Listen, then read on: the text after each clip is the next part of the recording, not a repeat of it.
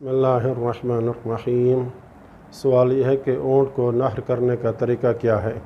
جواب میں آیت اللہ سیستانی فرماتے ہیں، چھری وغیرہ جیسے لوہے کے تیز آلے کو اونٹ کے سینے کے اوپر والے حصے جو گردن سے متصل ہے اور اندر کو گھسا ہوتا ہے اس میں چھری مارنا نحر کہلاتا ہے۔ اب سوال یہ ہے کہ کیا اونٹ کو نحر کرنے میں بھی ذبح کی تمام شرائط کا ہونا ضروری ہے؟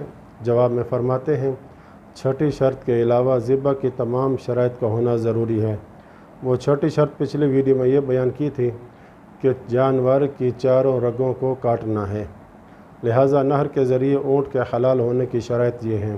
پہلی شرط یہ کہ نحر کرنے والا مسلمان یا مسلمان کے حکم میں ہونا ضروری ہے، جیسے مسلمان کا وہ بچہ جو نحر کرنا جانتا ہو۔ دوسری شرط یہ کہ نحر لوہے کے آلے سے کیا جائے۔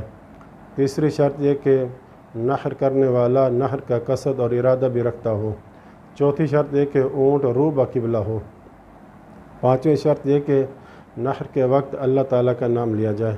چھٹی شرط یہ کہ نحر کرتے وقت معمول کے مطابق خون بھی نکلے۔ ساتویں شرط یہ کہ اگر نحر کے وقت اونٹ کے زندہ ہونے کے متعلق شک ہو تو نحر مکمل ہونے کے بعد اونٹ حرکت کرے۔ دوسری بات یہ کہ اونٹ نحر کرتے وقت کھڑا ہو، بیٹھا ہو یا دائیں پہلو گرا ہوا ہو، جبکہ کھڑے ہونے کی حالت میں نحر کرنا بہتر ہے۔ دوسرا سوال یہ کہ اگر جانور کو ذبح کرنا یا نحر کرنا مشکل ہو تو کیا کیا جائے گا؟ جواب میں فرماتے ہیں، اگر کوئی حیوان سرکش ہو جائے اور اسے ذبح یا نحر کرنا ممکن نہ ہو، یا جانور کنویں میں گر جائے اور اسے ذبح یا نحر کرنے پر انسان قادر نہ ہو اور وہیں اس کے مر جانے کا ڈر ہو، تو اس کے بدن پر جہاں کہیں بھی چھری یا نیزے وغیرہ سے زخم لگایا جائے اور اس زخم کے نتیجے میں اس کی جان نکل جائے تو وہ حیوان حلال اور پاک ہے، اور ایسی صورت میں اس کا روح بقبلہ ہونے کی شرط ساقط ہو جائے گی۔ لیکن ضروری ہے کہ حیوان کو ذبح یا نحر کرنے کی دیگر شرائط موجود ہوں۔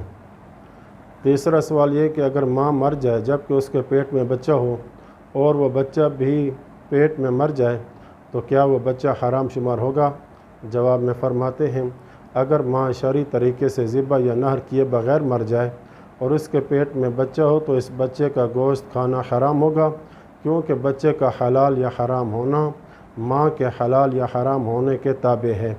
یعنی اگر ماں کو ذبح یا نحر کر لیا گیا تو اس کا گوشت کھانا حلال ہوگا اور بچے کا گوشت کھانا بھی حلال ہوگا، اور اگر ماں کو ذبح یا نحر نہیں کیا گیا تو ماں کا گوشت حرام ہوگا اور بچے کا گوشت کھانا بھی حرام ہوگا۔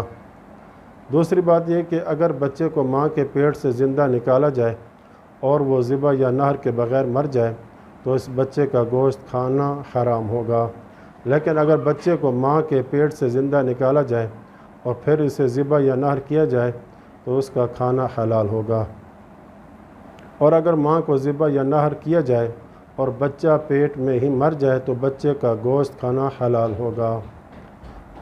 تیسرا سوال یہ کہ کن شرائط کے ساتھ ماں کو ذبح یا نحر کرنے کی صورت میں بچے کا گوشت حلال ہوگا؟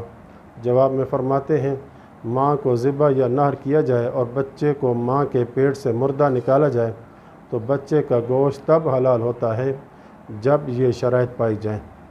پہلی شرط یہ کہ بچے کی خلقت مکمل ہو، یعنی بچے کے بال یا اون نکل چکے ہوں، اگرچہ بطور فرض ابھی بچے میں روح داخل نہ ہوئی ہو۔ پس اگر بچے کی خلقت مکمل نہ ہوئی ہو تو ماں کو ذبح یا نحر کرنے سے بچے کا گوشت کھانا حلال نہیں ہوگا۔